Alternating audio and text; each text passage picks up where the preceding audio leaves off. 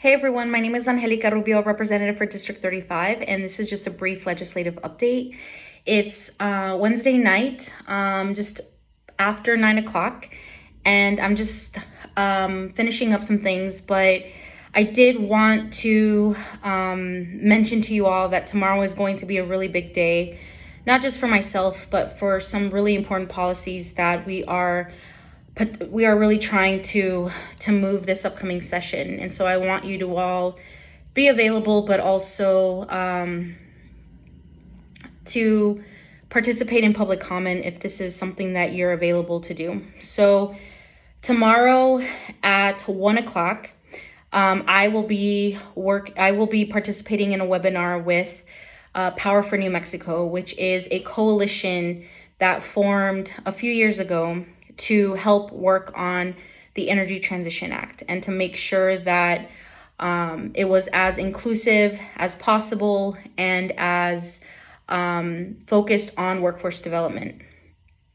I know that there's still a lot of controversy around the ETA, but I am super grateful for Power for New Mexico Coalition because they have stayed consistently on board to make sure that not only did the ETA do what it was intended to do, but that the work continues because the ETA didn't solve all the things. And so when the ETA was being finalized, so was this legislation around a workforce development study. That workforce development study didn't quite make it through committee. I was the sponsor, but I was able to find money to pay for it. And so we were able to find $200,000 to be allocated to the Department of Workforce Solutions to do this study.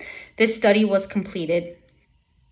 And now all the recommendations that were made based on this survey of 1,800 New Mexicans who are directly impacted by extractive industries is now potentially about to become part of something big. And so that's what we're going to be talking about tomorrow.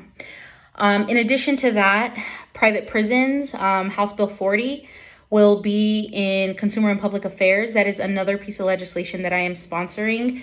This bill would, in fact, end private prisons here in the state of New Mexico with, of course, several years of transitioning away from it. So we would end new contracts, but then we would let the current contracts expire. So there would be no renewals. What's happening at the federal level? I know that there's been a lot of talk around the private prison stuff, that the President Biden has done some executive orders. I feel like our bill goes much further and that states should follow our lead.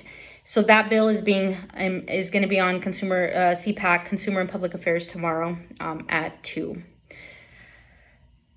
I'm also going to be presenting on House Bill 37, which is the bill that would require all businesses across the state to provide paid sick leave.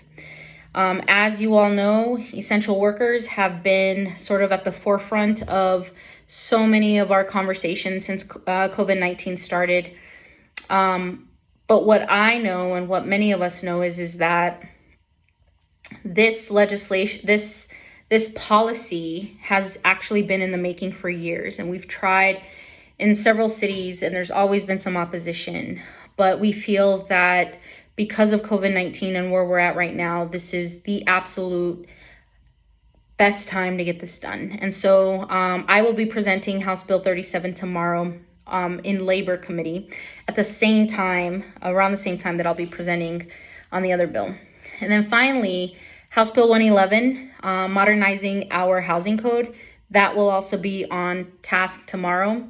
And it very much addresses so many of the gaps that exist within our housing situation here in New Mexico. I have a lot of faith in, one, the work that we've done in the last 10 months leading up to this, but that there's some great opportunities for some good stuff to happen. And so that is my update, you all. I will update you all on how everything goes tomorrow. But in the meantime, please follow nmlegis.gov, and then you can follow me as well for any updates. Would love your support and public comment. Zoom in. It'd be great to see you.